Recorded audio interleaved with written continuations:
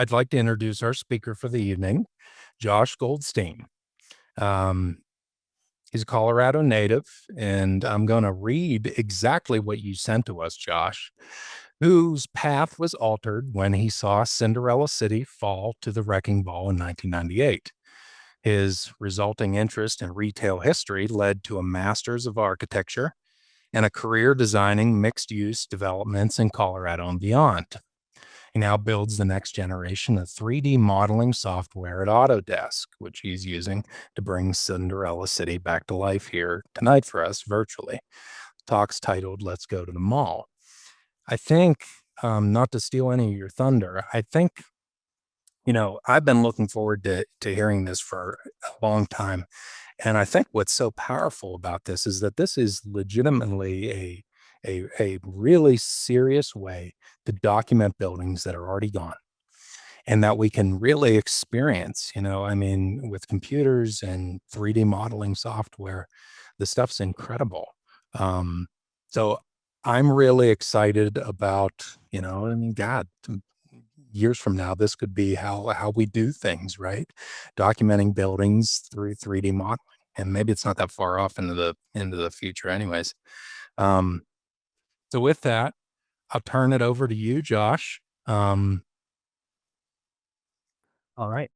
Well, thank you for the introduction. And I'll preface this with, so I'm gonna do a little PowerPoint, and so I'm gonna give some context about the mall. I don't know. Some people here might not know the history, so I'm just gonna go through the history, and then we'll jump in and we'll all go to the mall together. If that sounds okay. So I'll start sharing. And I'm gonna do a tricky little thing where I switch desktops to go between the PowerPoint and the simulation. So can you just verify for me that you can see the PowerPoint? Yes, sir. Okay, thank you very much. All right, let's get started. Interrupt you for a second, Josh.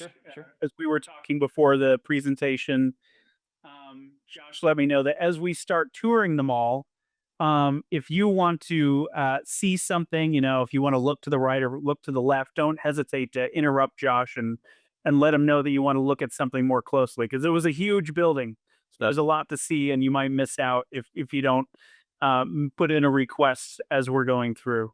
Yep, exactly. Thank you, Adam. Yeah, there's a lot to show. I'm gonna go through pretty quick, but yeah, there's might be some stuff that I don't think is, or, I've seen this so many times. Who knows what's important? But if you guys see something that seems interesting, let me know. I'll go back.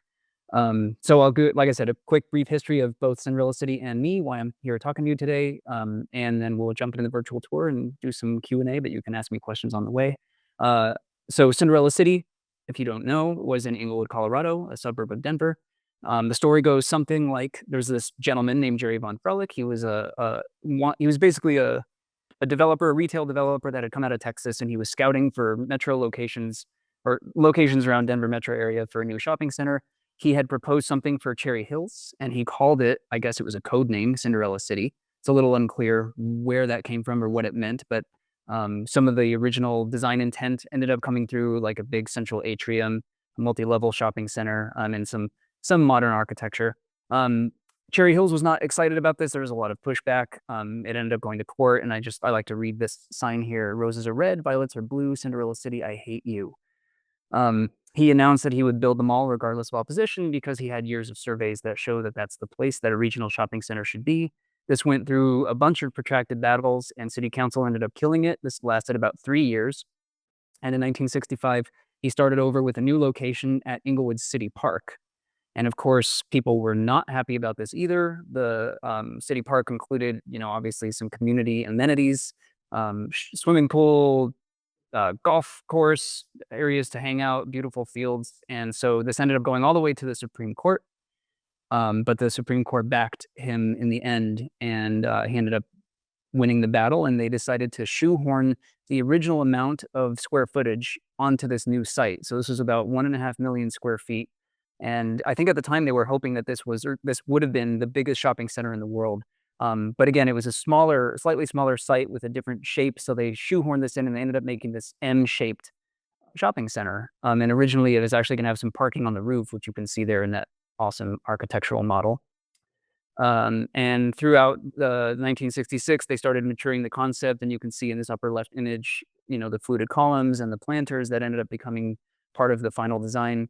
It still kept its M-shaped layout, and it was surrounded by a one-level parking garage, which is pretty unique. I don't know of any other mall at this time that did something like that. So they really spent a lot of money on the infrastructure to get this thing to fit. So in '66, construction began. They called it the largest. Well, it was the largest building permit in Englewood history, and I also saw that this was like the largest hole in the world because they had to dig down a whole level deep across 65 acres to get that parking garage in. Von Frelick was heralded as a one-man building boom at the time. Here's the biggest hole in the world. They were starting to put in the concrete columns. In 1968, it opened, grand opening on March 7th, that shattered Englewood's traffic records, and this was 8 years after the original Cinderella City concept. So there's Von Frelick on the upper right beaming in his new shopping center that took a lot longer than he expected to get built. And the ceremony was kicked off with the pulling of a lever to turn on the 35-foot fountain in the central atrium. The final concept was, again, that M-shaped layout, and it included these 5 color-coded malls. For anybody who's not familiar, Blue Mall was in the center, Rose Mall was to the southwest of that, with Shamrock Mall below, and then on the right or on the east side, the Gold Mall, and then Cinder Alley was below that, and I'll get into a little bit about what those were about here in a moment.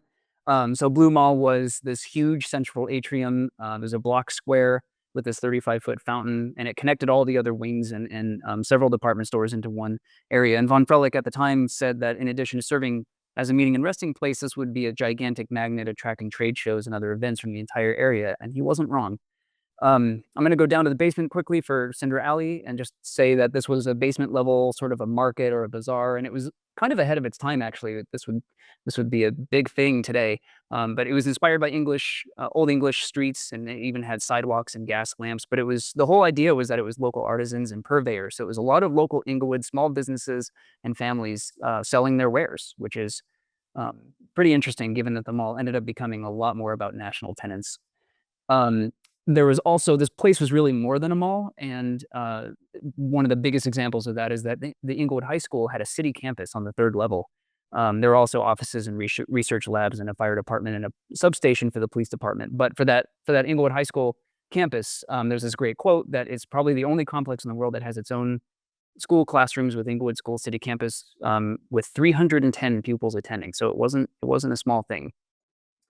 Another thing that's sort of interesting about the mall originally was that it was really for Englewood by Englewood. A lot of locals worked on the mall, of course, but they actually embossed busts of people and their handprints in the floors of the main corridors. 27 dignitaries were forever emblazoned in the floors, which I think is pretty interesting. So they were really proud of the fact that this was for Englewood by Englewood. And of course, most of the stores were owned by local Englewood residents, and a lot of, I think, local Englewood families got notoriety as a result of this place. Really brought the community together. And speaking of that, the mall really was Englewood's living room. There were tons of events that were held inside of the Blue Mall. In particular, there were plays and concerts and other community events like cheerleading competitions. And so you can see that this place is really, it's enormous, and it holds a lot of people, and it really did become a venue. But there are also other things, just like Von Frelick said, trade shows and car shows and boat shows and art shows. So he was very much aware and correct about what this center would do for the community. There were also these crazy, zany events that they did, which I find pretty humorous. Trampolines with skis for whatever reason, and some horseshoe games and children's boxing down in Cinder Alley, which is on the lower right. So the early years were great. Cinderella City was a smashing success. It accounted for over 50% of Englewood's revenue by 1974, so that's pretty significant. But about 10 years in, it started to decline. Foot traffic was starting to slow. The building was starting to age. The maintenance seemed to be falling behind a little bit. Plants were not getting replaced. They were dying. Lights were burning out, and they weren't getting replaced. So it just felt a little dark, felt a little faded. The design felt a little antiquated. There were even rumors of structural issues. There's this article that I found, Penny's ceiling needs support, and this is a great quote. And when asked if the JCPenney store had been in danger of collapse, the inspecting engineer responded, "It would be wise to shore it up." How's that for evading your question? Von Frelick ended up selling Cinderella City in 1978, and at the time he said, "I didn't plan to sell it, but I'm selling it because the management and continuing expense is more of a problem than I really want to take on at this point." And you can see Von Frelick in the upper left, aging at this point. So it was sold to a company called Kravco, and they spent $15 million on a major renovation of the mall. One of the major things they did is they took out the fountain and they opened up the lower area below the fountain, which was previously used for parking, and they used that space for a food court, a basement food court, and they did some more work connecting the basement levels, which I'll show in the 3D model. And they just generally added skylights and added some floor openings to try and bring light into those basement corridors, which by this time were, I think they had a reputation of being unsafe and unsavory. So they painted over all the colors, but they kept the names, so everything was still known as Gold Mall, Blue Mall, Shamrock Mall, but they didn't have those colors, so the character was a little bit sterilized at this point. This seemed to stem the problems for a little while. Community events returned, tons of parades coming through the mall, and some people even got married at Cinderella City after the renovation. So it didn't lose its luster for some, but it wasn't enough. Inevitably, Cinderella City continued to decline by the early 1990s. It was some articles were coming out that the city of Englewood was thinking of putting it up for sale. Redevelopment proposals were starting to come about. And there's that article, Forlorn Cinderella City Slumbers. So this place felt like it was just, again, kind of sliding into a sleep state. And so by 1996, it was mostly vacant.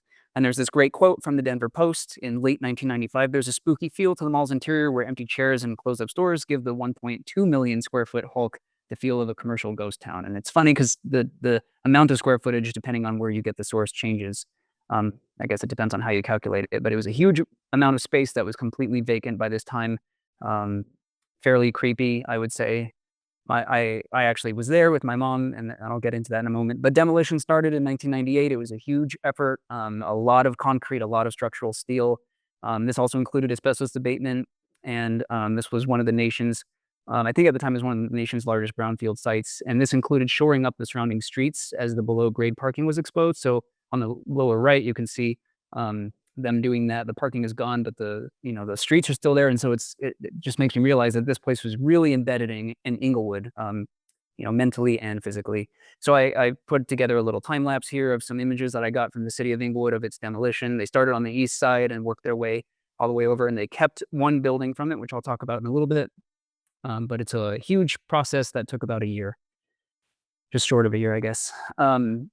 The one remaining structure was the former Broadway Southwest building, which was built in the 1980s, and they ended up adaptively reusing that into city offices, which is now known as the Englewood Civic Center.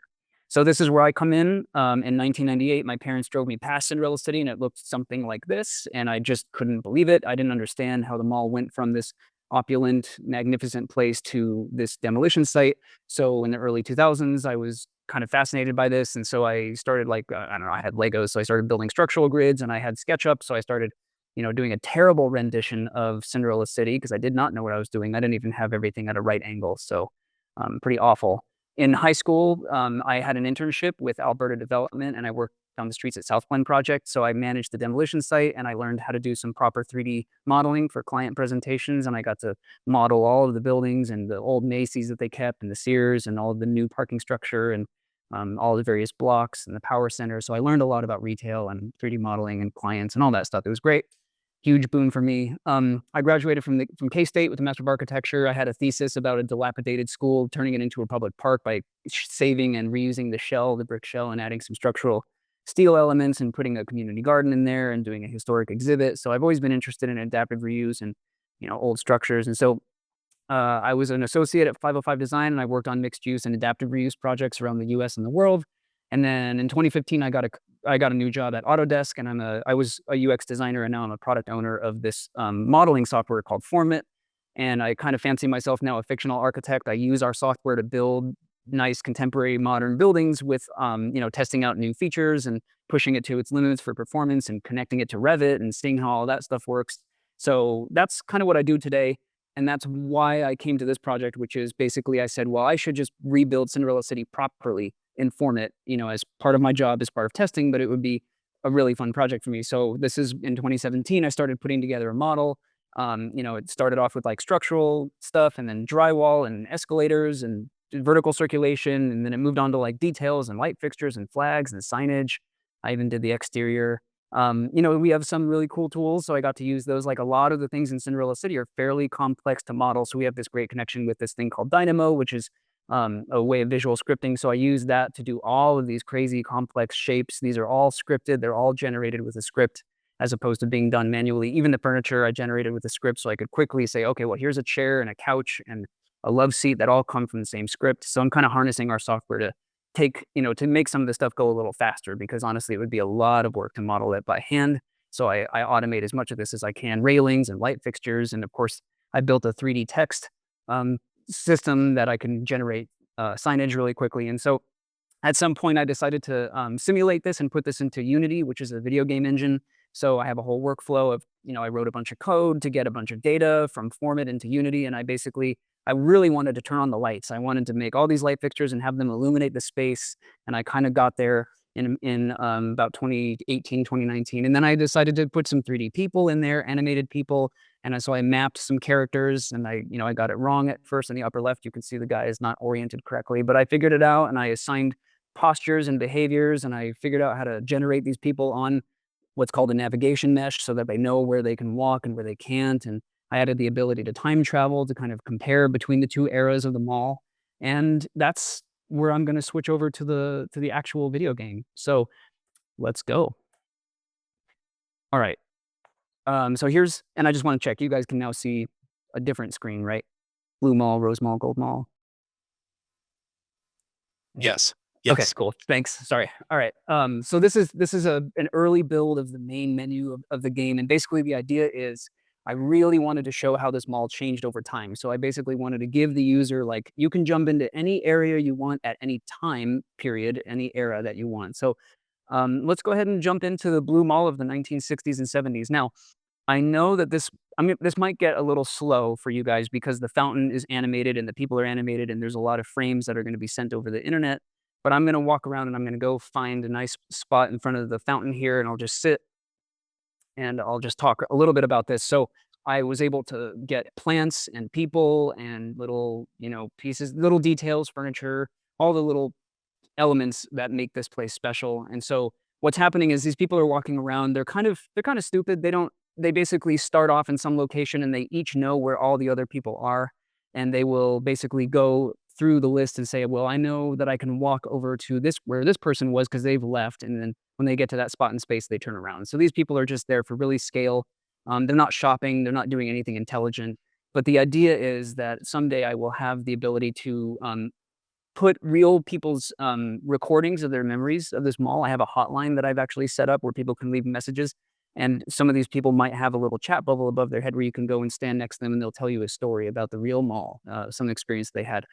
So I'm here inside of Blue Mall, and I'm gonna look back at the fountain for a moment, and I'm gonna time travel. So this is the big thing that I was really, really wanting to do, and it's gonna take a second here at the beginning. Wow, it's slower than normal, I think because of Zoom.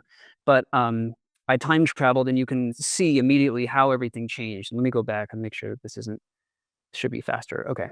So, when they did the renovation, they took out all those hanging planters, which I'm so fond of. They took out all that modern furniture, and of course, they took out the fountain. And if we look down into the food court, I haven't done a whole lot. There's some furniture, not chairs or anything, but there are some tables, and I'll go down there here in a few moments. But even other things like if I go over here to JCPenney, so they did, you can tell they kept the main structure, they kept the bones of the building. But if I go back in time, they really redid how these columns looked. I really prefer. I mean, I think these columns, they're big, fat, and illuminated, and there's something special about this space, the way that these columns and these lights work. And of course, the Penny's signage is actually recessed. It's back on the actual Penny's building in the original iteration. But if I time travel, you'll see that they took that off and they said, well, whoops. Wow, that was a bug. Hold on, let me raise right on up. Oh, I see what was going on. So this is an interesting problem. Let me show you this. So I'm going to go back in time, and when I stand on the floor here, and then I time travel, I actually had to write a bunch of code to say, well, when you time travel and the floor goes away below you, I don't really want you to fall immediately. You have to walk around a little for it to say, oh, you're not walking on anything. So in order to kind of keep this experience consistent, I didn't want you to fall or get tripped up if the environment around you is so different that it's not really compatible. So what we're doing right now is we're standing in the middle of nothing because the floor used to be there. But anyway, when the mall was renovated, they really focused on larger brands. They focused on visibility of these tenants. So in both cases, JCPenney and what was formerly the Denver, they moved all that signage out into the main area so that it's because there are definitely cases where I can stand here and I can't see the Denver signage, so I don't know what's really back there. And it's funny because I've gone through a career in retail design, and I know that these are no-nos. No mall owner wants their main tenants or their main anchor stores hidden from sight. So Cinderella City actually had a lot of problems when they renovated it, and I think some of these moves that they made, I get it. I get why they did it. Takes away from the character, but I think that there were real good reasons why they did this. Um, so yeah, I'm just time traveling back and forth a little bit. So one thing that's interesting is under these staircases, they had these beautiful ornate staircases with these planters and these plants.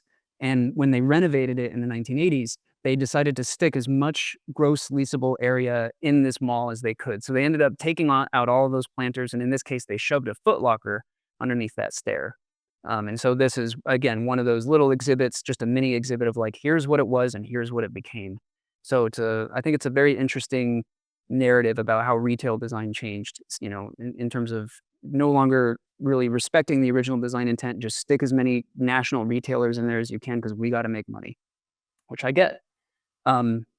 Okay, now I'll go. Let me see if this works. Whoops, wrong way. I do have a few photos that I can show just for, I try my best to be really accurate.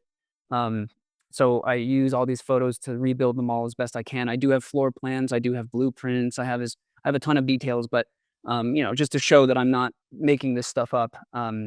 That little stair right there is actually right where we were. And this photo came from, I got in touch with the original developer's daughter, Jerry Lou von Freilich, and she gave me some never before seen images, including this awesome shot of Blue Mall.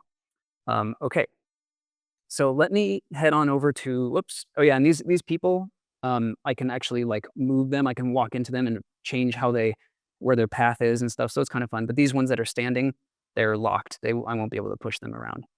Okay. I even added some plants in like these entry vestibules, and you'll notice there are a lot of stores that are empty. It's tough. I'm not modeling anything I don't have a photo of mostly. So right now I'm kind of waiting for more photos to become available of some of these areas, and otherwise their storefront just remains blank, or maybe it's a vestige of 1980s because maybe I had a photo of a store in the 1980s and I just don't know what that store looked like 30 years prior or 20 years prior. But here's another little vignette, I guess you could call it. So here's one of the original tenants was Music Land, and there's this Joan Barry Bags and Gems. And if I time travel, Music Land is still here, but they ended up taking up another space, and they got an updated logo. Arby's, and this actually was a place called Taco Bueno before, but I haven't modeled that yet. But yeah, just to see some of the signage change and see how some of the brands evolved or didn't evolve. In fact, Regal Shoes basically looks like it used to. It had basically no changes. So interesting to see what did and didn't change. They had some benches with some ashtrays, of course, because it was the 1970s. And they had some directories that I don't have anything filled in, but they had beautiful maps of the mall here, which ended up, they took all of this out and they just put some stores, which I don't have a good photo. I have like, oblique photos of this. So I know kind of what it looked like, but not really. In here, we're getting towards Rose Mall, and really quick, I'm just going to show another thing that I find a little interesting. So in the earliest version of the mall, there was a staircase here, and they did this a lot actually. When the mall was renovated, they removed staircases, they removed ramps into the parking garage, they did all sorts of things to hurt egress. And in fact, I have plans that show that they were planning on removing this entry altogether. They were going to fill it in with a store, so they were going to limit egress and ingress to like 2 main points. And I don't really know what the intent was. It seems like it's just harder to get into the mall and harder to get out. But in the 1980s, they removed the staircase, and so you would have never known that it was there. Here's KG Men's Store. Some people might recognize this name from Denver Metro land in the 1980s. And I'm going to run. Oh, and also really quick, this place Berman's ended up before this. It was actually a Russell Stover Candies store, which has a quaint script and a little quaint storefront. So I enjoy kind of seeing, I guess that this didn't last very long, and they said, oh, we need to get a clothing store in there. So they did that. Whoops. Oh no, it's getting slow. All right. I know that this game has been running for a while, so it's probably, my computer is not particularly cool right now. They added some new wayfinding in the renovation. Here's Rose Mall. I think people couldn't really get around or didn't know how to get around. So a lot of effort was put into additional wayfinding, new directories. Wow, sorry about the slowness. I'm going to try turning off the people and seeing if that helps. So here's Rose Mall. This is Rose Mall after the renovation. They added these skylights. Oops, I guess down there. And let me just time travel and show how this changed.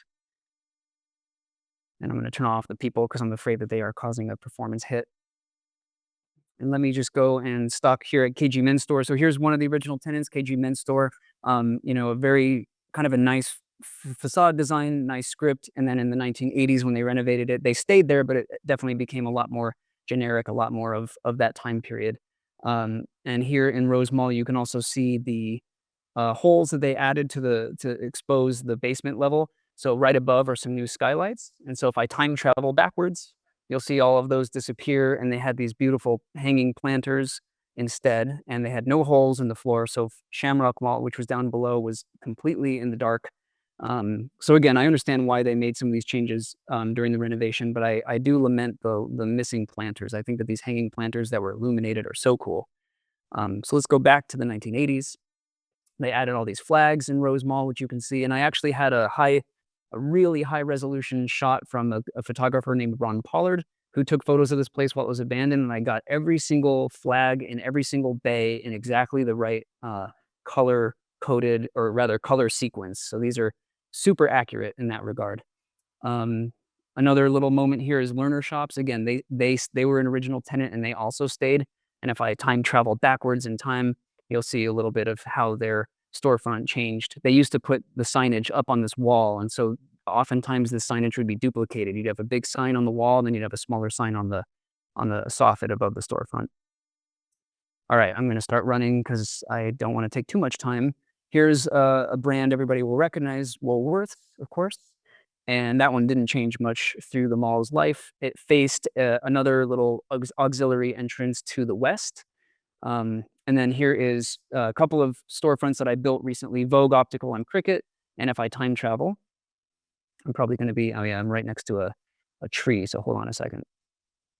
I'll time travel again. So this becomes, they tore all these out, and there was something called Jerry Leonard and something called Naked Edge Cutlery. So all these storefronts got completely modernized. And as we go down here, I'll just skip through a little bit. There was a KB Toys, my favorite place as a kid.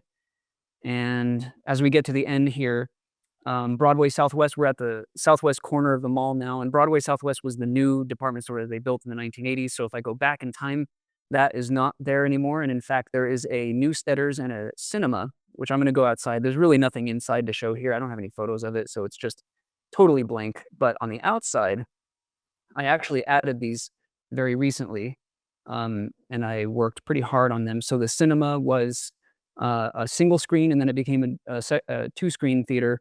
And I don't fully understand why it went away. I mean, it seems like, movie theaters were still popular in the 1980s, but they decided that it wasn't a good fit. So they tore this down. And then there was also a Newsteaders, which I did show earlier with the software that I'm building. I made this colonnade in a programmatic way.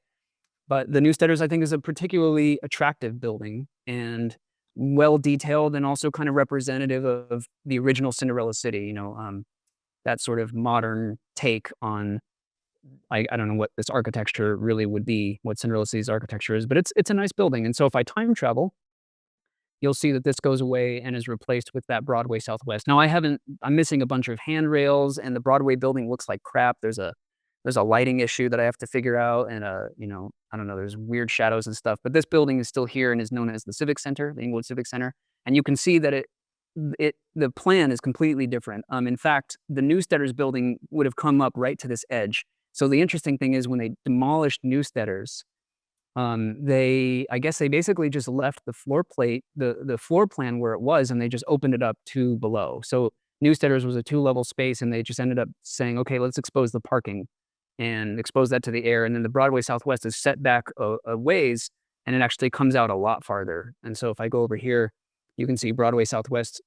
It's a huge building. It's like 145,000 square feet, one big department store to replace an entire movie theater and a smaller Newsteaders. So I've always appreciated and kind of, I've loved this particular anchor setup, this small department store and a cinema. It's just such an interesting way of doing it, where everybody, other malls just do one big department store. And of course they landed there eventually, but this is very much of Cinderella City, in my opinion, just kind of quirky and off the wall. strange way to do it, and I guess it didn't work that well because they ended up tearing it down not long after it was built. And then, some good signage that I've added to the exterior here. Gart Brothers was down below here in Shamrock Mall is kind of down there somewhere. And if I do a little time traveling, you'll see that I'll time travel now. So they removed the Gart Brothers. They removed those cool mid-century modern smashed spear sign light fixtures, and it just became a pretty typical mall entrance. And again, I'm missing some handrails here, but this was. I mean, I could see in photos there was no shade. There was no plant material. There were no lights. It really was not pleasant, I don't think. And I could see I have some photos of people like kind of getting out of here quickly. Like this is just an ugly, hot part of the mall where it used to be, kind of well thought out, and it used to be an experience, I think. So I did some signage out here, Meek's Luggage and Gano Downs. These are brands that are long gone. Orbox, Woolworths is over there, of course. And so a lot of this is new, and I'm just showing this because I'm kind of proud of it. Like this was done in the last few weeks. Um, and then this is another little interesting vignette, which is here at this entrance, Leader and the KG Men's Store and Collector's Coin Exchange. All of this goes away when I time travel. In fact, they took the storefronts away too. For some reason, they took the storefronts away and they blocked all of it up. So it just became, again, like, I mean, in the summer, it just be hot and uncomfortable and unforgiving and not inviting. So you can see how the mall changed with its new management. They took away all that signage, which is a real shame. Okay, let me go downstairs I'm going to go right through whatever the store is, Learner, I guess. And I'm going to go down into Shamrock Mall. There's not much to see, but I just want to show it for a moment. And actually, just for fun, I'll time travel and I'm going to jump the railing here just to shortcut it. The interesting thing about this mall is it's one, I mean, this is just one huge corridor, several hundred feet with no vertical circulation in between. So if, you're stuck on this floor unless you go from one end to the other. So I'm lucky that I can do this, but the real patrons weren't so lucky. Down here in Shamrock Mall, they had these. So again, they opened up the floor plates above and they added these planters. This is actually, I was walking with my mom one time. The one time I remember going to Cinderella City, it was near the end in 1997, and we had come in from the Broadway Southwest side all the way over there. And I just remember, the lights were dim, the stores were vacant, and we were on our way to Montgomery Ward, which was on the very other end, the far end. And I just remember it seemed like an endless hall. And I remember my mom was kind of nervous, like, I don't know. It feels like somebody could jump out and, mug you down here. It feels unsafe. So anyway, this is the Shamrock Mall of the later years. And here is what it looked like in the earlier years. I don't have a lot of storefronts, but it was shamrocky. It had a lot of green paint, and the soffits were painted various shades of green. And apparently there were shamrocks embedded in the floor, but I haven't added those yet. But yeah, again, another little vignette to show, and there were no openings in the ceiling, so it's just kind of low ceiling and dark. And of course, when I time travel, it's not so much. I can just show a couple of images of, oh yeah, here's those light fixtures, which I can show a little bit more in the game. But yeah, so here's Rose Mall, which we just saw, of course, and that KG Men's Store, and how Rose Mall changed. And this will go down into Shamrock Mall here in a moment. Here's that Newsteaders building that I just showed you. Yeah. Oh, and actually, I think I have a rendering of the Newsteaders, which here it is. So this was, the architectural conception of the cinema and the Newsteaders. And I don't know, I think some of this stuff got VE'd because the Newsteaders ended up not having any color to it. It was a beautiful building, but it was just a little bit more harsh, I think, than what they were intending. And then Shamrock Mall, don't have a whole lot of photos of the original Shamrock Mall, but there was a round the corner down there with the phones that you would call in your burgers with, and I don't know, various weird events with a pet store. And here is that. This is basically what it looked like, minus the debris, when I walked through there with my mom. Just kind of dark, only lit by the skylights. Not particularly inviting. Okay. Let me see how we're doing on time. It's already 8. Wow. Oops, wrong direction. See, even I get turned around in this mall. What time does this event go to? Is it 8:30? You're okay for a little while, Josh. All right, thanks. Time flies, I guess. I am gonna so I can hold shift and run. I'm basically running at like, I don't know, 8 miles an hour or something.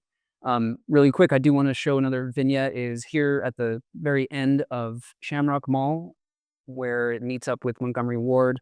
They added these new signs, this new wayfinding, and this is how it looked in the 80s, and I'm time traveling now, and this is how it looked in the original incarnation. So it was the Denver was the original tenant here, and that later became Montgomery Ward. And there were additional hallways, and they kind of reconfigured the hallway as I looked down there. And the interesting thing is they actually completely reconfigured it. They demolished stores and moved where the main corridor was because they added a food court, which is where I'm heading next. So if I go back to the original days, the early days, so I don't know what these stores look like, but I have these floor plans that show me this was the original layout, so it kind of went around this staircase. And I do love these stairs, every little detail in this I tried to capture, including the little soffit detailing, the curves, and the benches and such. But apparently this hallway kind of led you around to, and this was the strange thing about Cinderella City, is that the basement levels were not connected in the original design. So Shamrock Mall and Cinder Alley were in the basement, and they were completely disconnected. In fact, they just kind of terminated at doors, and you'd either have to go upstairs to the Blue Mall and cross up there, or you'd have to go outside into the parking garage and go all the way across to Cinder Alley if you wanted to continue your shopping in the basement level. So that's kind of fascinating to me. This is where Round the Corner was, if anybody's familiar with that. I don't know what it looked like in its original incarnation, but if I time travel, we might be in. Okay, here we go. So I time traveled, and here is Round the Corner. I was able to get their logo on there. I don't really know what the store looked like, but I have a very far away photo, and I took some wild guesses. This basement area they ended up expanding the basement and connecting Cinder Alley to Shamrock Mall. So that's what this is now. So you'll notice there are no more glass doors, and I can get across without having to go out into the parking garage. So they started using up some of the parking garage area to add more conditioned space in the basement. And the funny thing is they added a bunch of square footage when they did this, a bunch of square footage. And as far as I know, it was never leased. At least most of it was never leased. So they did this thing where they had these walls with these, they actually used the food court tile and a stripe to indicate, I guess, Shamrock Mall. I have photos that show that these temporary storefronts, these are supposed to be temporary storefronts, they never went away. They never got leased. So this was not a particularly successful part of the mall. So I'm in the 1980s now, and I'm going to time travel again just to show. So here we go back to the original design, and I'm going to go out these doors. And here is just to show that I'm trying to model everything that I can. I mean, I put the light fixtures in, the soffits, the parking columns. I'm eventually going to put parking striping in there. It'd be cool to have cars down here someday. But yeah, this was just all exposed to not the elements, I guess, but it was open air in that, it was just a parking garage. So it probably wasn't particularly exciting to walk through. It probably smelled, probably was loud. The trash areas were not far away. So I do think that I think they did a good thing by connecting the basement area with the two basement areas with themselves so that you don't have to go into the parking garage. Let me switch over to the PowerPoint really quick again.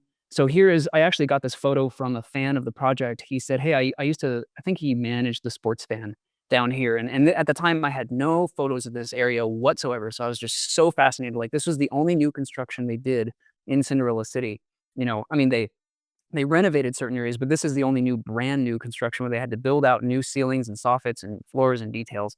And I really want to know what that looked like, because I heard it was kind of not great, never released well. And so I got this photo of the sports fan, which I really enjoyed. So I was able to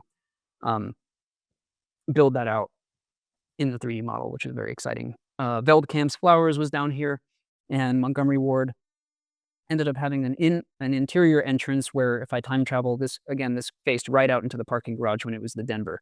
So I think I just always was fascinated by the fact that they, renovated this, and this used to be an exterior entrance, and it became an interior entrance facing the food court. So here's the food court, and so this is all new. And again, this was just parking garage. So this actually contained one of the first Chick-fil-A's in the area, apparently, and it had some other big names like Orange Julius. And I don't have the oranges in the display cases yet, but I would actually like to get to that level of detail. But I have, the wood siding, and I've even got like little light fixtures up in the soffit here, which is what they had. They had these, I think that they were very aware that customers were not pleased with the basement areas, and they kind of went overboard on the lights. There were so many lights in the basement. Um, and I don't have, like I said, I don't have the chairs or anything down here, but I have some tables. Paul Wu's Chinese food was actually, they were previously the same family was in Shamrock Mall. They had a place called Tony Wong's, and they reached out to me and they said, "Hey, my brother, my father owned it. My brother ran it. I was there helping out, and we moved from Shamrock Mall into the food court when the food court was built." So I've gotten to connect with a lot of, real patrons and real business owners in the mall, and they tell me some very interesting stories. And apparently, by the way, there was a smoking area. Everybody smoked in the 70s, but by the 80s, I think it was maybe becoming a little bit less so. But they had a smoking area, a designated smoking area that was right here in the center of the food court. And I guess the smoke would just like waft up into the skylights there. So this was the smoking area after the renovation. There were a bunch of restaurants around here. Obviously, I hadn't modeled them all, but Sbarro was down here. There was that Paul Wu's. There was a Wendy's. And yeah, so I had a lot of work to do down here, but I kind of stopped at some point because I was like, I started with the 1980s version of the mall because I had more data on it. And so at some point I said, I need to jump off here and I need to go build out the 60s and 70s version because that's somewhat more interesting and there's a lot of stuff to do. So I'm going to come back to the food court someday and really work on this. But just to show again how much work they did here, and if I time travel back into the 1970s or 60s, I'm actually inside of they had a vestibule here to get up into the Blue Mall, which they ended up tearing this down. But yeah, it was just all parking. So there was nothing special that happened under the fountain, apparently. It was just another bay of parking. But they did make it a little bit more special when they did that renovation. So this vestibule ended up becoming, if I time travel, bam, it ended up basically being like kind of where Orange Julius was. So it's almost impossible to keep your bearings between the two because, in the 1980s, this renovation, everything was angular, everything was at 45-degree angles. So I think in some ways it might have made the mall even harder to traverse because it's easy to get dislocate yourself, I guess. So here's JCPenney was the same way as Montgomery Ward, where this was previously an exterior entrance. So if I time travel backwards, I'll see the original Penny's logo, which I do love seeing that old signage. And yeah, so Penny's was apparently right across from this vestibule, this Blue Mall entrance. So there was, I think there was some effort to get people like, hey, you're down in the parking garage. There's so many ways to get upstairs. Come on into Penny's, come on into the Denver, go into this vestibule. But it's a pretty tough thing as an architect. I know what, parking underneath a building and getting up into it is kind of an ordeal. So they did that because they had no choice. But of course, in the 1980s, they just combined all of this into one interior space. So Cookie Co was down here, and this is all new. There was a place called Zizo's Magic Shop that people might be familiar with. This was always down here in some way, but they moved and they got a little bit more of a modern storefront. I don't know what they looked like before, and this entrance from the parking garage is entirely new. So if I time travel, there's just nothing here. This is all parking. All right, so back into the 1980s because there's actually interior space. So this is heading towards Cinder Alley. And again, this is another case of like they added a ton of leasable square footage. And as far as I can tell, it was not leased. Every floor plan I have says that all of these were vacant. So not a success story for sure. Tandy Leather was a long-time Cinder Alley tenant. I think they were there from the very beginning until the very end. They had a kind of a small sign in the later years. But yeah, here's Cinder Alley. This is all new. I did this in the last couple of weeks specifically for the Docomomo Co. presentation. Because I really wanted to get, everybody loves Cinder Alley. Everybody has great memories of Cinder Alley. So I decided, let me put some time into getting Cinder Alley built out. So really quick, let me time travel backwards and show you the original Pennies. So again, Cinder Alley previously just ended unceremoniously at a set of doors out to the parking garage. And I've heard from a lot of people, they're like, it was just so weird. It really should have been connected, but it wasn't. So you'd have to go upstairs or whatever. If it was cold out, you didn't want to go out into the parking garage. I don't know what these stores look like, but Penny's faced into Cinder Alley, but not directly. And this actually gets to something else. This mall was super quirky. It had weird layout things where Cinder Alley is actually not directly underneath Gold Mall above. It's like shifted over by 2 bays. So when they did the renovation, they couldn't even pop holes into the ceiling or the floor because they didn't align. You would be cutting into the store ceiling below or something like that. So JCPenney's entrance here is actually, it's a little offset from Cinder Alley. This whole mall was just a super quirky design. So here's Cinder Alley, the proper Cinder Alley. They had these great brick storefronts. They had these I don't know if they really were gas, but they were sort of those gas light fixtures. They even had some light fixtures on some of those storefronts, and I've tried my best to add as many details as I could. Some of them are really ornate, so I just kind of had to fudge it or cover over it a little bit and say it's good enough. Um, but they did end up adding, so Cinder Alley went through some interesting gyrations in the 1980s.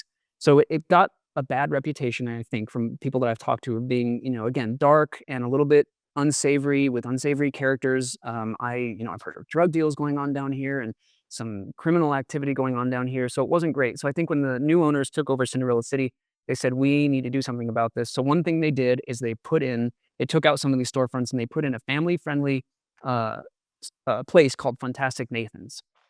And this guy, his name is Nathan Ellenhoff, and I've talked to him, and he gave me some photos, which I can show here in a few moments. But, I think it was part of mall management's plan to brighten this place up and liven it up a little bit and make it a little bit more family friendly. So Fantastic Nathan's was a huge kid emporium, just tons of, things to do as a kid, bumper cars and ball pits and all sorts of fun games and places to climb. So that was down in the basement of Cinderella City. And what they did is they took out the corner, some of these stores, and they put a new entrance for Fantastics. And they painted over, as far as I can tell, they painted over some of the original storefronts. And they even covered up, there used to be a hallway here. Cinderella was full of tiny little hallways and alleyways. And they ended up saying, you know what? I don't think that works for us anymore. Let's just combine all these small stores into one large space, cover up that hallway, and see if we can turn this place around. So let me go and show. These are going back to Shamrock Mall. These are some of those images of those areas that they added that connected the food court to Shamrock Mall, and it was just a lot of vacant space. You can see here that they did a book. I think they tried to do events to liven it up, but you can see all of the storefronts are vacant. Okay, food court, which we went through. Here's some real photos of Orange Julius, real photo of Paul Woo's, real photo of Chick-fil-A. And the food court was one of the places I was kind of fascinated with because I saw this photo and I didn't understand where this was. And so it's been fun for me to play a little bit of architectural forensics and understand like, oh, that photo that's been tantalizing me for 25 years or whatever, 20 years, now I know what that is. Now I know exactly what that's looking at, exactly what direction it's looking at. And I'm going to skip over Gold Mall really quick because we're going to go there soon. Here's Cinder Alley, the original Cinder Alley. Let's see here.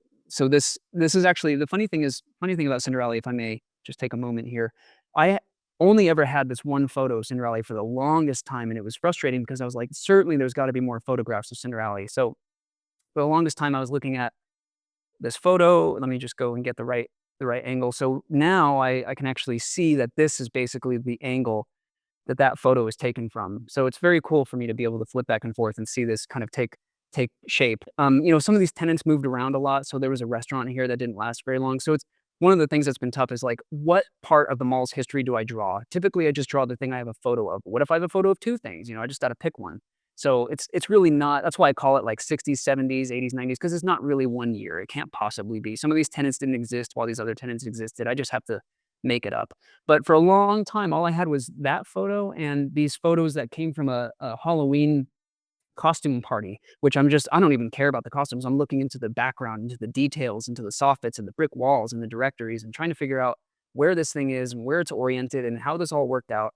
But I got in touch with Jerry Lou Von Frelick, and she had a small treasure trove of Cinder Alley photos. And this just happened like last year. So super psyched. And this is actually how I was able to build out Cinder Alley to the degree that you just saw. I got these photos from her. She helped manage the mall after her father built it.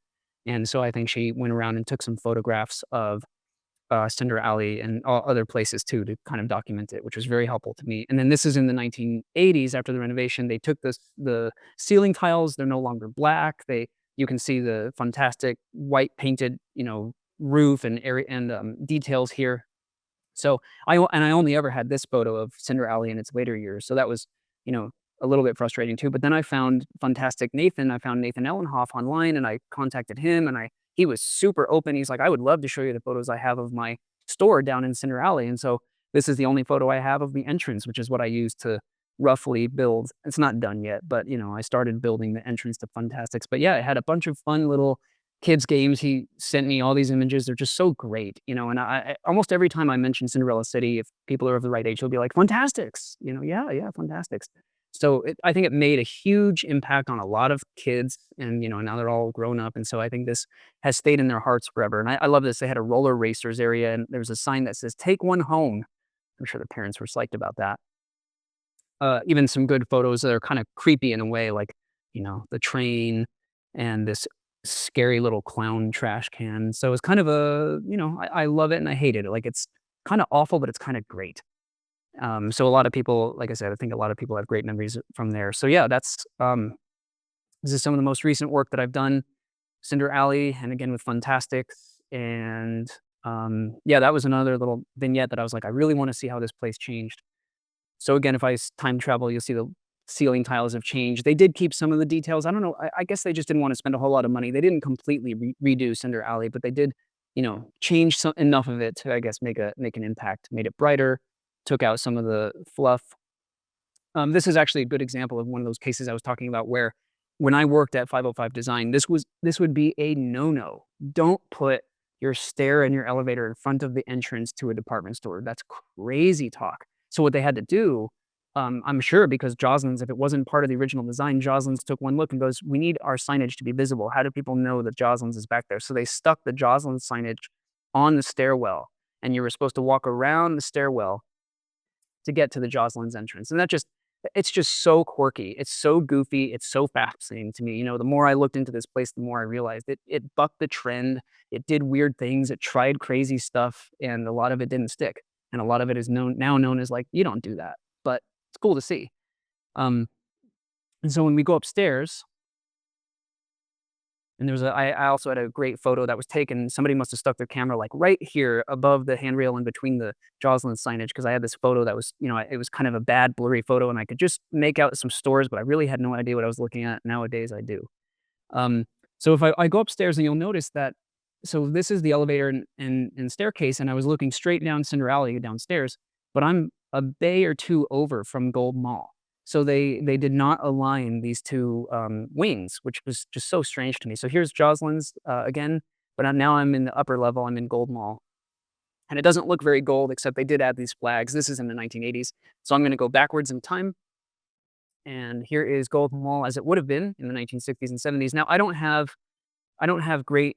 I don't have a lot of detail in here yet. I honestly don't have very many photographs of Gold Mall, especially in this early era, but I have enough to know, that the planters were there, and I know where some stores are. So I've got a lot of work to do in here. And so there's not much to talk about except closer to JCPenney. I did, I have a photo that shows they put some benches and trash cans. So I threw those in for good measure.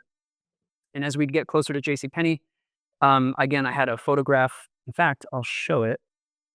And I'm sorry if you hear there's a train going by. I live by Union Station, so it's price of admission.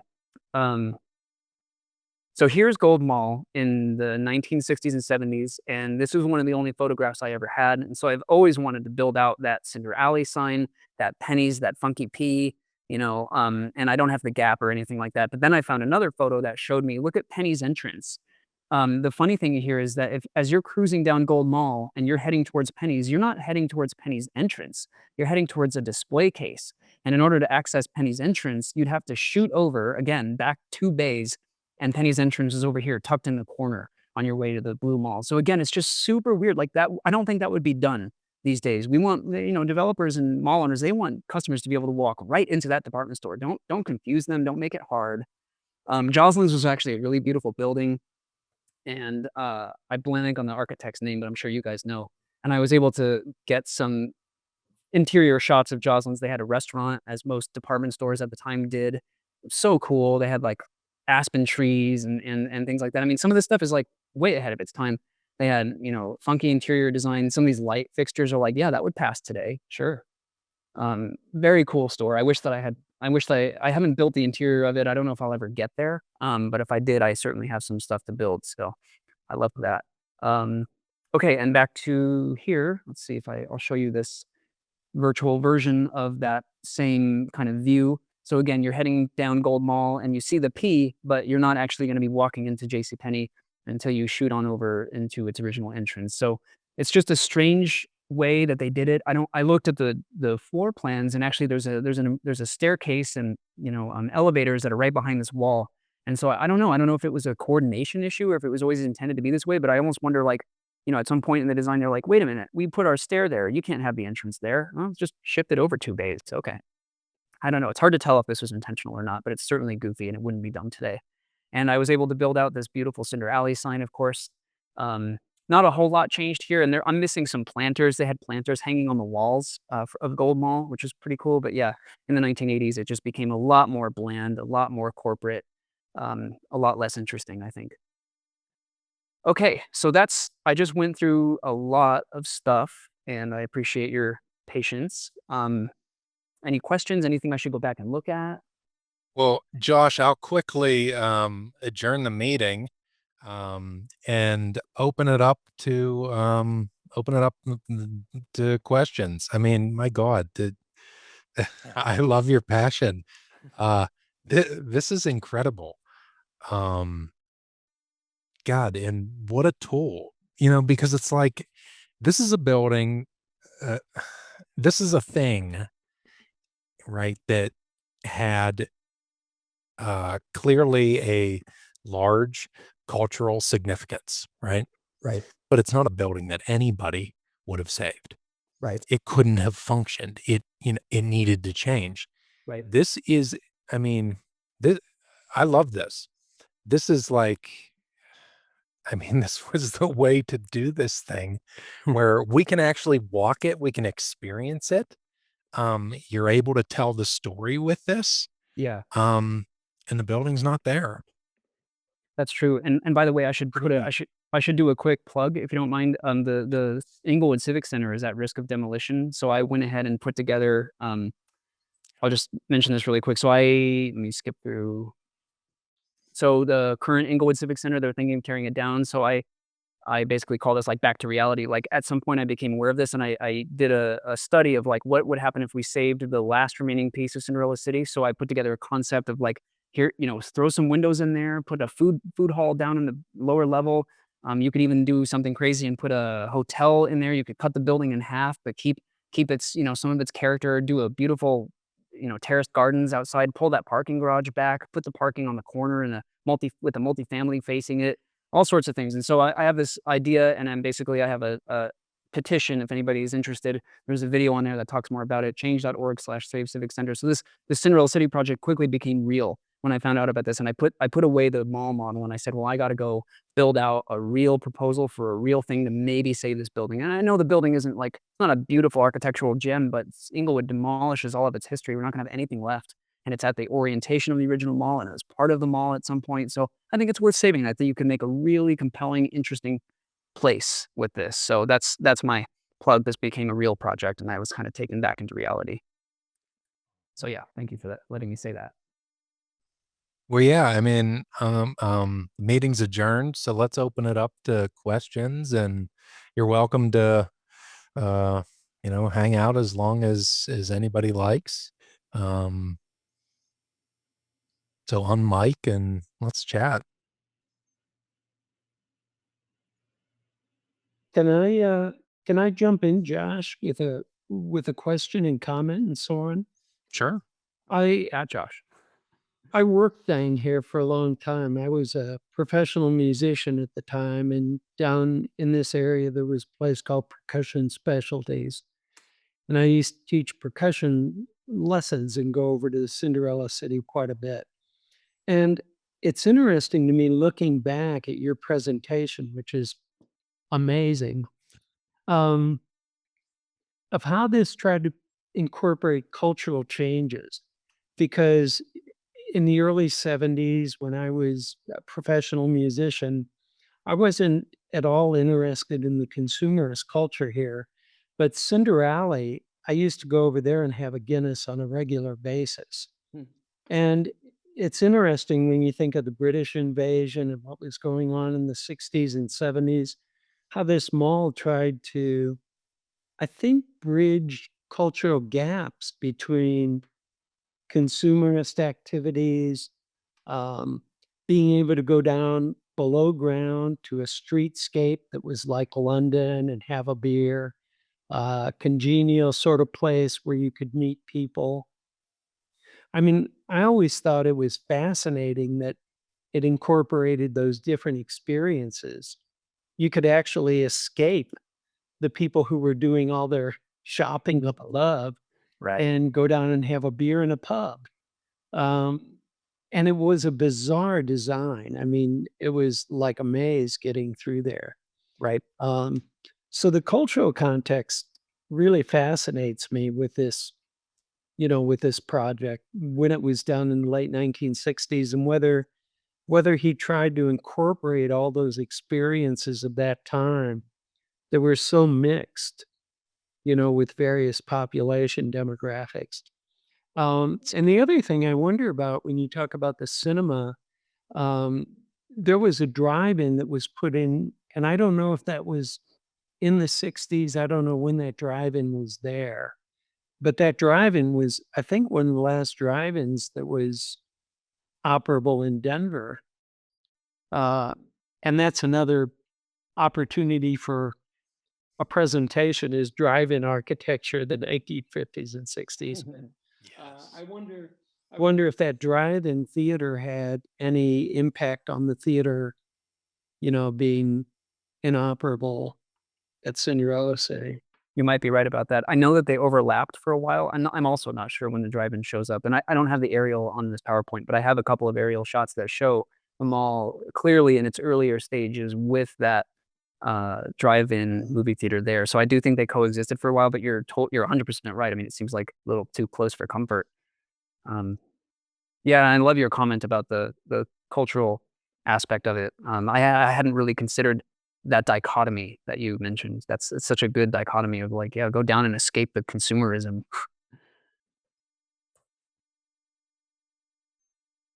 How many thousands or tens of thousands of hours have you put into this project? It's incredible.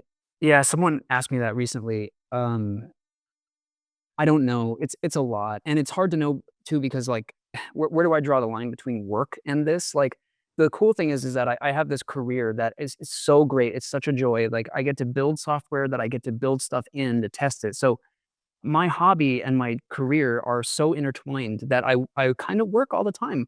But it doesn't feel like work. It's not a grind. It's not a haul or anything like that. Like, I love it, and they are super. Autodesk is super encouraging of this project. They're so happy and proud that I'm using their software and doing these cool things and doing something for the community. So it's very hard. The line is totally blurred. So certainly I'm guessing thousands of hours. I don't know, I haven't done the math, but it's got to be so much because I've been working on it for 4 years. I started in 2017 in earnest, and it's a lot of work modeling and coding, and there's all sorts of pieces of this that have to come together. So to answer your question in short, a lot of hours.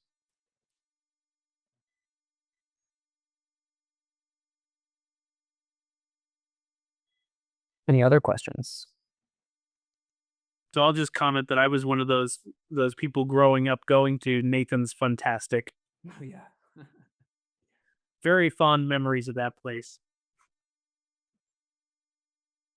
Adam, do you remember, you said you're it's a little fuzzy, but the one thing that I don't understand is, so these shops that are here, these are the original like piece of Cinderella, and I have directories that show that they're gone. I don't know if it's just a sleight of hand, like the directory is like, we don't want to call attention to those shops, so we're going to show them as one big space. But several directories don't show any of these here, but they also don't show anything. It's not like there's some store there. They just show it as one big blank area. So do you remember if some of these storefronts from the original Cinderella were still like right across from Fantastics? I want to say they may not have been. Okay. It was just a wall. Wow. Okay, I've heard from, and people's memories are Very vague memories, but yeah. And that's the thing, is like sometimes when I have a question like this that's not fully documented with a photograph or a plan, I'll ask some people and I'll get answers that like, no, that's nice of you, but that can't be possible. Like so people say that like Joslin's was at Rose Mall. They're sure of it. Like, no, I'm sorry, but it wasn't. It was at Gold Mall. They're sure that Joslin's was on the west side and Joslin's was where the library is. Like, I'm sorry, but no. So it's tough to know because, and one person has told me like, oh, for sure, those stores were still there. They were just vacant. It was kind of creepy. But I've also heard people say what you said, like, no, it's just like a big wall. So maybe it changed. I don't know. That's the problem, is I don't know what to model really sometimes because it's just conflicting. I need more photos. That's the one thing I would ask, is if anybody out there has any photographs of this place, the smallest detail could make the biggest difference. Something in the background would be very helpful. I just remember that Is that on speaker, Matt. Sorry, my friend is like, didn't realize I was on speaker. Zoom problems. So my mom used to go to a store that was like at the very end of that hallway. Oh, yeah. And I remember being a kid and remember going into Fantastic Nathan's, but at the very, very far end of that hallway on like the left, there was this little boutique clothing shop that my mom would go to. Oh, yeah.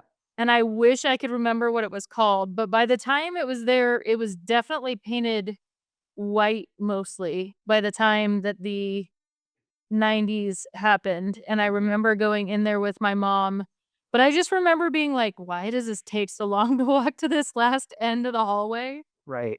And I just remember that there was something that had some sort of kid something in it at the very end next to the store, and that was the only reason she could like entice me to go in there with her. And I remember having a birthday at Fantastic Nathan's and being freaked out by the giant teddy bear.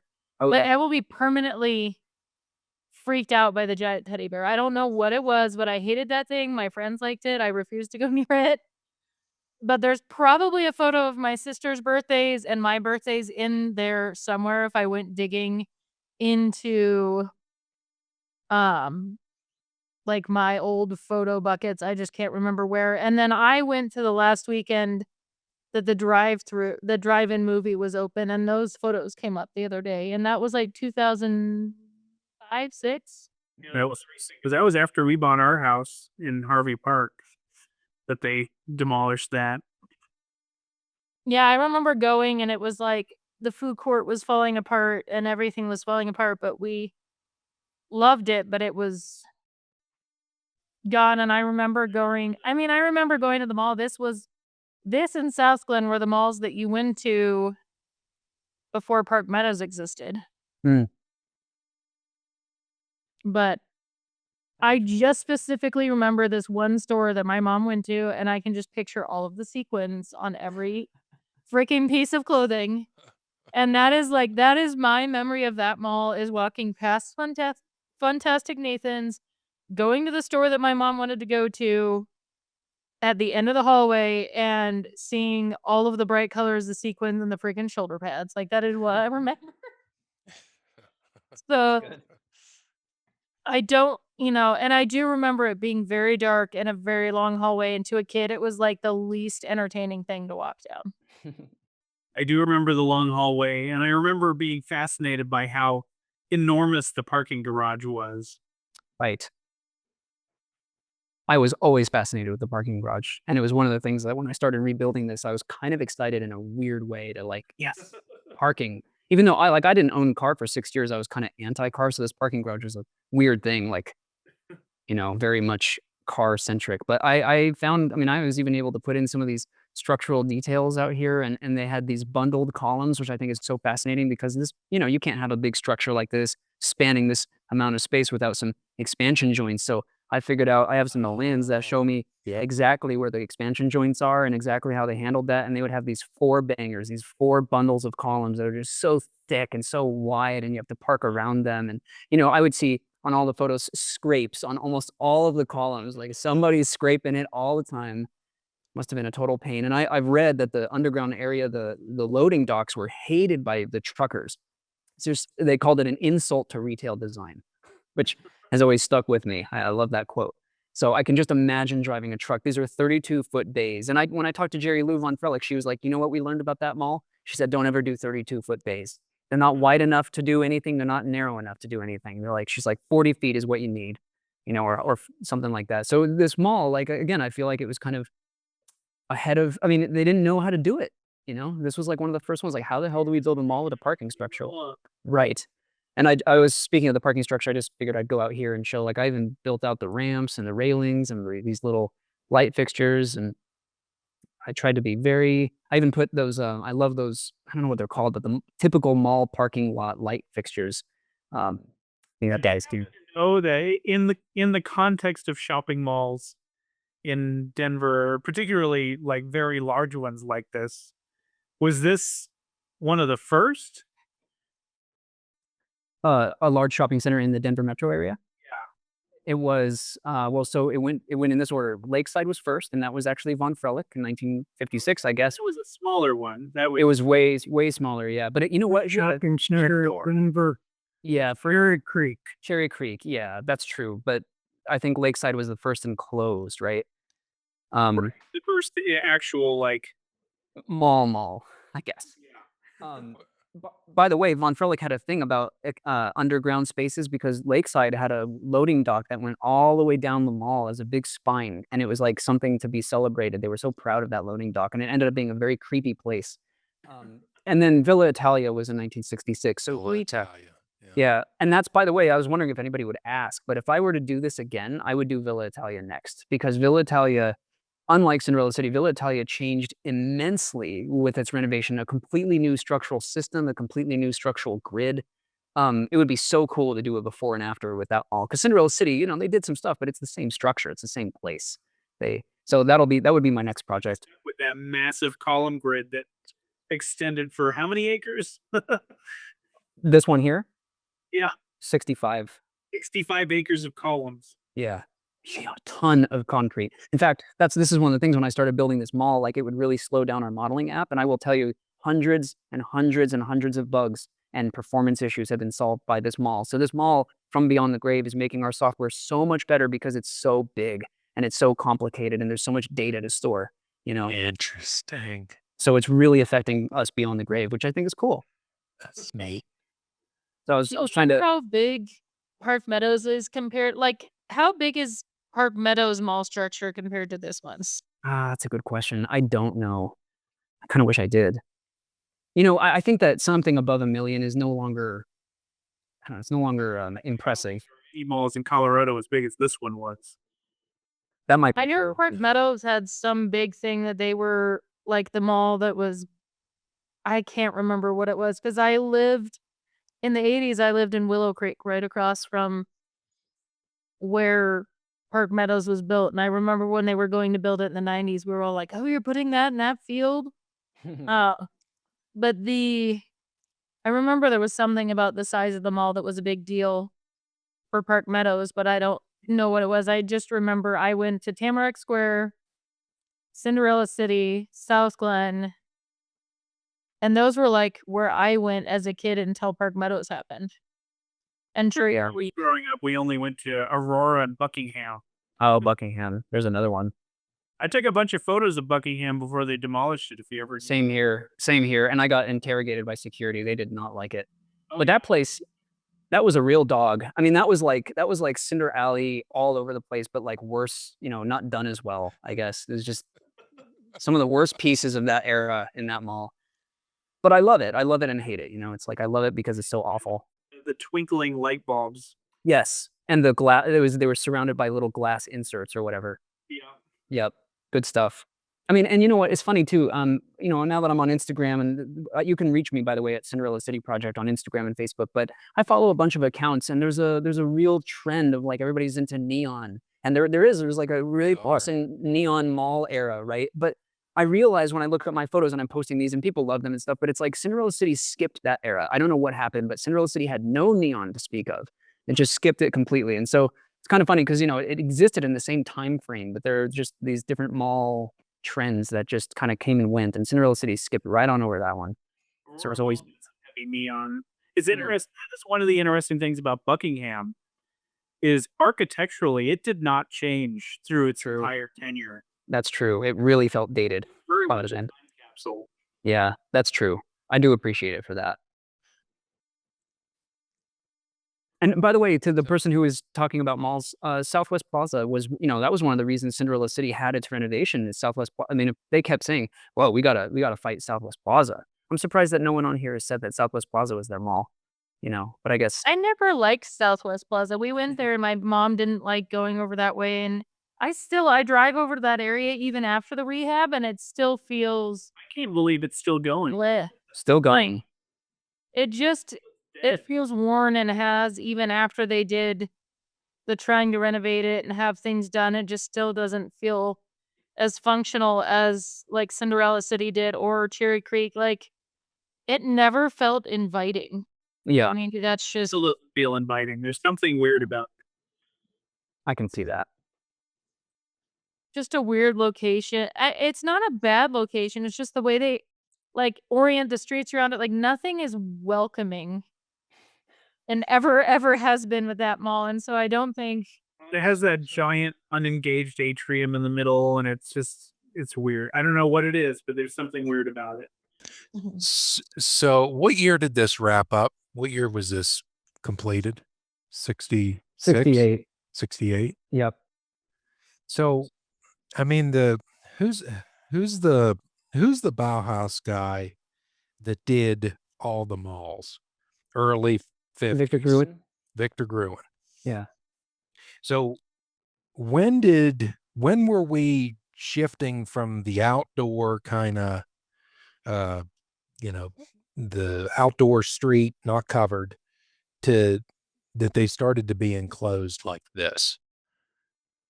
Right around I'd say the late 50s, early 60s, right? Because as far as there are several centers that were built in the late 50s, early 60s that later got covered. So I would say it's right around then, but somebody else can correct me. Or like a good example is Bear Valley, mid 60s. It was small, but it was covered. Oh, really? And it was built in the mid 60s? Okay. Yeah. I think 66 is when it opened. And then I think it got killed by Cinderella City because of proximity, but Right. But it was covered from the get-go, you said. it's covered. From interesting. Okay. Okay, yeah. So Villa Italia was also covered from the get-go, and that was also 66. Well, I know, I mean, one of the ones that I know a little bit about is the and I mean it was, I guess, a big deal, was University Hills, Right. Yeah. right? Fire. And that was, I mean, So that was one that I that's think early to mid 50s, right? Oh, that was originally exterior. Yeah, that was originally covered. right. Do you know, Adam, do you know when it was covered? I don't know what year they added a roof to it. Okay. I could try doing some digging to see, but I don't know off the top of my head. One of the people that reached out, she managed, or at the time she did manage, I think she managed University Hills, the current University Hills, which is kind of a nothing burger, like just a Petco or whatever. But she really enjoyed the history of that mall. And I went down a rabbit hole too of like, seeing articles about the fire and, a big deal about the way the ceilings were constructed and when they covered it because there was no way for that smoke and that fire to escape. So it just kind of ravaged right above the ceiling and was way worse than it would have been if it had been built, with modern code and maybe not as a rehab for an old center. Yeah. Was there, so like University Hills, I mean, that's 50s, and that caused, I mean, that area was already developing, but I mean, that caused some high density around it. I mean, that's the reason why the Welshire Arms is there. And the La Fontana, the white high-rise condo, and I believe that was the first high-rise condo building in the state. But this, and today living near a mall, that's not a selling point. That's not a rental point, but it was at the time. Right. And this doesn't, was there more master planning that was ever a part of this concept? I don't know about master planning outside of the site, but I will tell you, and I should have mentioned this, because I kind of took my presentation I've been going back and forth with like a really long presentation and a short one, but Adam might remember this in the Denver Modernism Week presentation, I talk about, so I met the guy, his name is Ed Pease. He was the facilities engineer for the mall from the beginning to the very end. He met the Von Frelichs and he met the new ownership and he helped wrap up the mall when they were tearing it down. And so he saw it all the way through, but he had a set of drawings. I couldn't believe this. I almost, my jaw hit the floor. He had a set of drawings that showed that they were planning to do a 14-story hotel as part of Cinderella City. In fact, it would have been, and it makes a lot of sense. This is another thing too, is in the drawings that I have, there's a bunch of areas marked as future expansion area. So the rooftops of Cinderella City were supposed to be, something else was supposed to be done with those areas. Now, this area out here, and actually I'm going to go back to the 1960s because this parking deck was added later. So this area back here was this strange corner where the two department stores met. And this is where there was supposed to be a hotel. It was going to have a big curved facade that kind of connected from the Penny's side on the left all the way over to the Denver side. And it had a 14-story tower that would have, overshadowed the homes that are back here. And so I don't know what happened to it. I don't know if they just kind of gave up or if it ever went to city council or anything like that. But there were drawings and renderings of it. And I was just like, holy hell, that would have been amazing. Truly a mixed use before mixed use was really a thing. And so actually it's shown before I knew about this hotel, in the early plans, I have that show a big curved something and it was just marked as future expansion area. And I was like, wonder what that is. And then I find out it was probably gonna be a hotel. And they were apparently supposed to have exterior spaces on the rooftops, like a place to look at the mountains. In fact, if you don't mind, I'll show you. There's this architectural piece that they built out and it never went anywhere. So if I go to Rose Mall and I go upstairs, I built this anti-gravity mode. I'm gonna just deem this. Okay, now I'm gonna turn gravity on.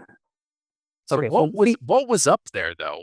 so that's the thing. So Rose Mall of the two wings was the only one that had this catwalk on either side of it. Okay. So on one side were offices. You can see them across there, a very narrow strip of offices. And this is actually where mall management was. And this is where some of the security offices were. And I think some of the stores even had offices in there. Now, on the other side, facing the west, there was nothing. They had windows out to a rooftop.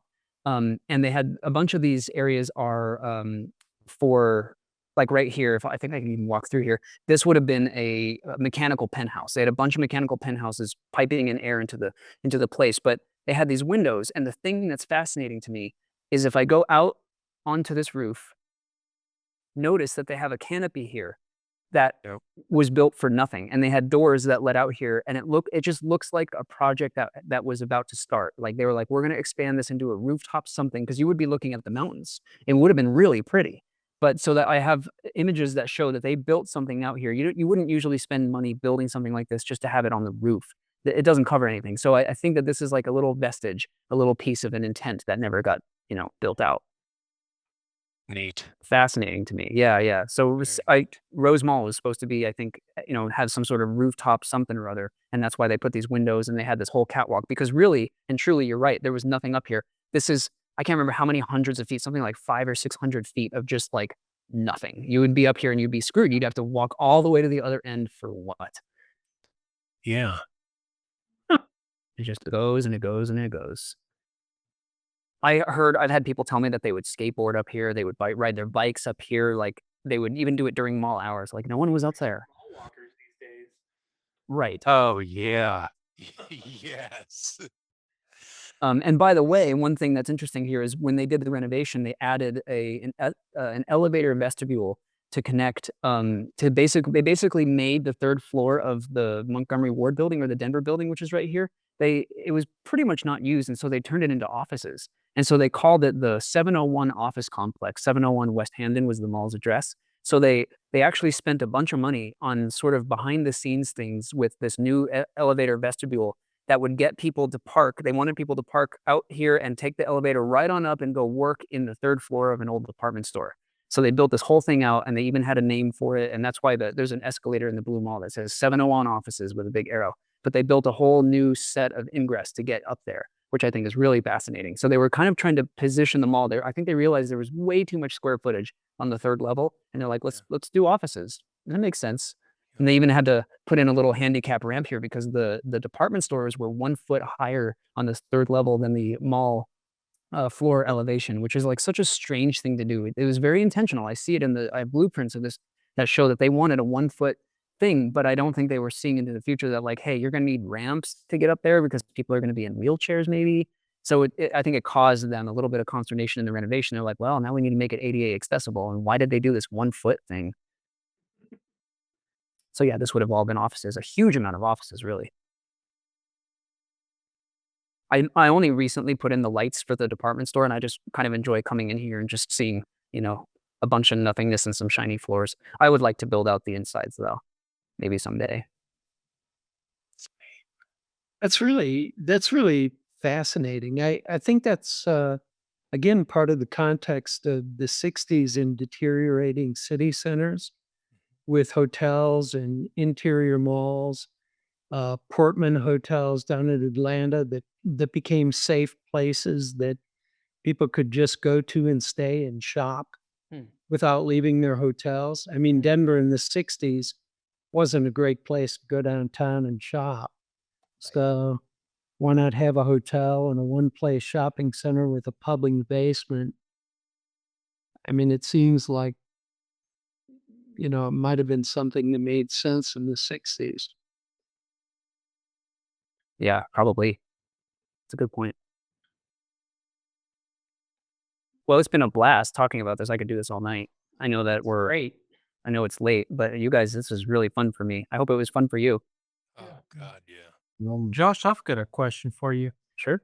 I know this must take up a whole lot of server space, gigabytes and gigabytes.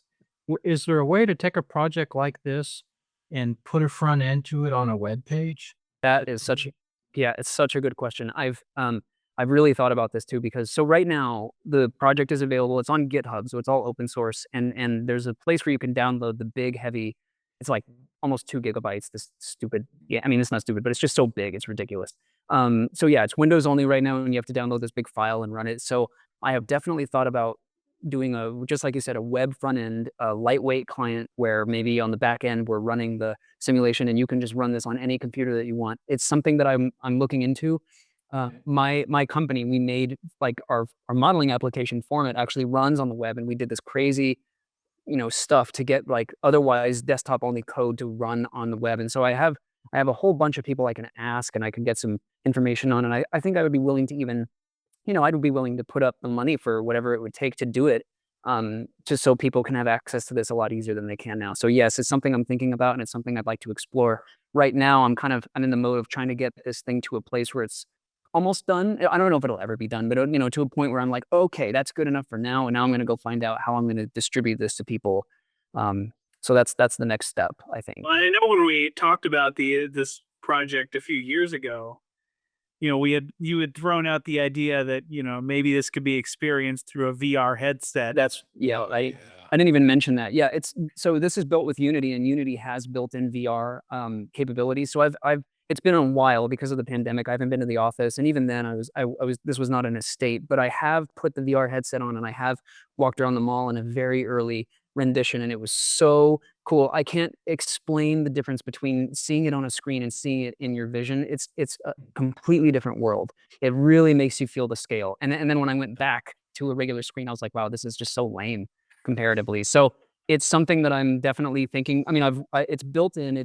There's code in there to handle VR. I just haven't tested it in a while. But yes, that's ultimately the idea. Is maybe there could be a permanent exhibit in like the Englewood. It would be awesome if it was in the Englewood Civic Center where the department store was, and you could be inside the VR thing, inside the building. That would be just so cool. But I've talked to the Englewood Library, and they're interested in doing a permanent exhibit someday when I get close to being done. Question is where, question is how. But that would be a cool, like, VR experience. And I would even have it set up so if you didn't want to do VR, you'd just use a big screen or something like that. And I would need to figure out some controls. How do you, walk around in VR, and how do you engage in VR if it's interactive? There's a lot of questions to answer, but that's the idea. Is like ultimately this would be a VR exhibit, and then I would offer it to people either as hey, do you have a VR headset? Here's the package you download for that.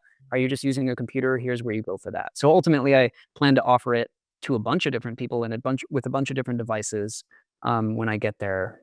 And at the time, I was thinking like maybe I'll do like a donate if you want, or like pay what you want type model. Like, hey, you appreciate the project, buy me a coffee or something. But I'm not in it for the money. I wasn't planning on like charging people a lot of money or anything like that. Fascinating. So yeah, I think there are some really cool things coming up on the horizon. Some really interesting ways of taking this to the next level. It's already to the next level compared to where I was with Denver Modernism Week 2 years ago. I definitely can see a lot of the changes. Yeah, good. I'm glad. That's right. You've seen it. It's good that you can see how it's progressed and evolved. And sometimes I look at this and I'm like, wow, I've come so far. And other times I'm like, oh my God, I haven't moved at all. Gold Mall is basically where it was then. But, just in the last few weeks, I made Cinder Alley a completely new thing. So it gives me hope that I can power through and get some of this stuff built out. at some point I'm going to run out of things to build. Like I'll just have no more photos left to rebuild, and that's probably when I'm going to say it's done for now, unless somebody finds me a new treasure trove of photos that I can use to add more detail or add more stores. Right. So this may go on forever. Josh, do you know anybody else that's anywhere else that's doing this kind of thing? Like rebuilding something that you can experience, maybe not at this scale. This is a hell of a building to do.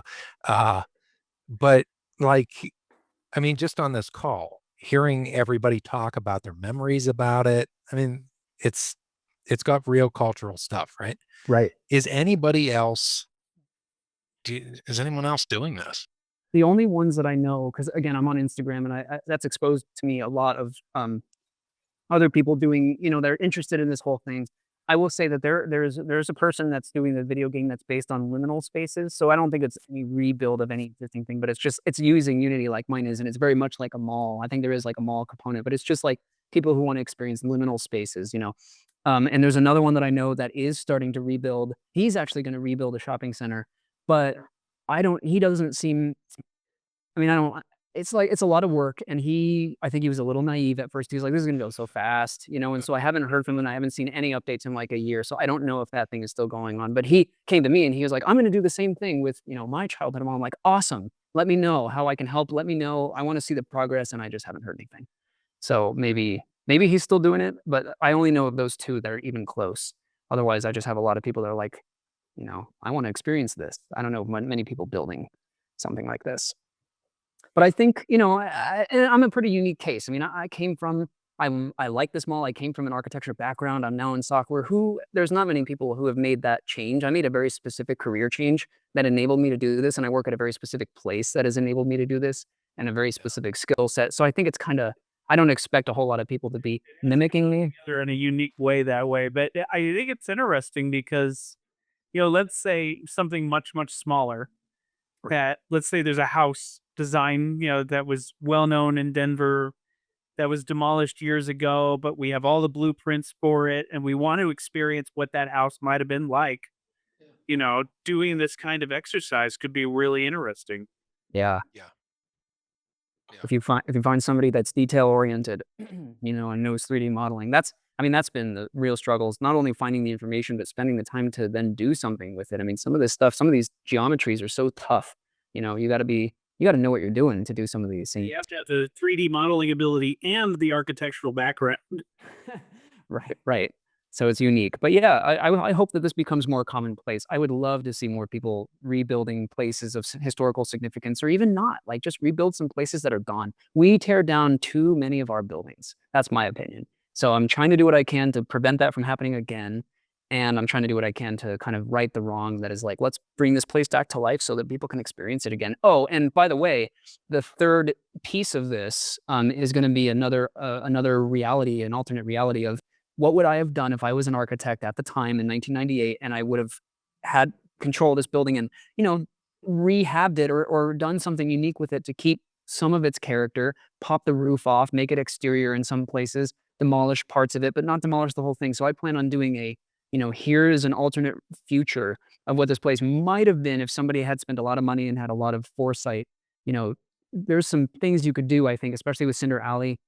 And if you take the roof off and you do some terraced gardens or something down into this, where you mix interior and exterior space, maybe keep some parts of the mall enclosed in the way it was, but cut some of it off and do some beautiful glass facades and some beautiful plazas and some fountains and stuff, and use that parking garage as like a big, juxtaposition of like concrete and trees and grass, and have this thing be like I see the parking garage as being, a big ruin, like pieces of columns that are partially intact and partially not, but it's a park now.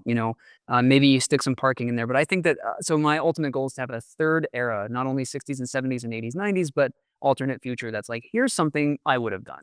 And I know it's completely crazy. This whole building is that it feels like the entire building was a study of mass and void on this column grid. Right. Totally. Yep, I would agree with that. Well, I'll tell you, Josh, when you do get this project done, I think you should do Zeckendorf Plaza. Yes. Oh, it's so funny you bring that up. One of the buildings I built is built based on Zeckendorf Plaza, that beautiful Macy's or Made F paraboloid structure. God, it's so good. Yes, I would love to do that. And that building is still, that department store is still there under the skin, I think, which fascinates me too. I'd like to know. Reskinned it.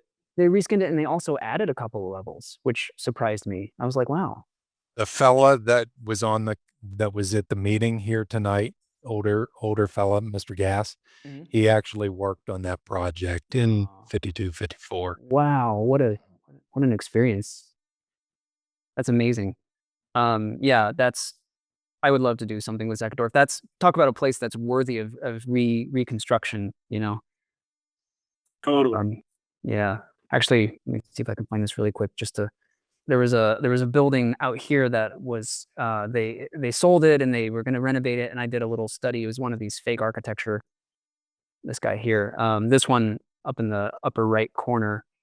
There's an existing building. It's right. I live by the Museum of Contemporary Art downtown by Union Station, and that used to be the Gates building, a really ugly beige building, and they have this. There's actually a piece of the building here. This is 15th and Delgany, which is right where I live. And so I proposed, when I heard that they were going to sell it or whatever, I was like, how cool would it be if they tore down just this corner and did this beautiful glass structure, like a little showroom of some sort. Like I envision this as being, because I heard that the North Face or what it's, some outdoor sports company was going to move in there and make it their headquarters. Like make a little shop on the corner. It's currently a terrible corner, like the back of an office building.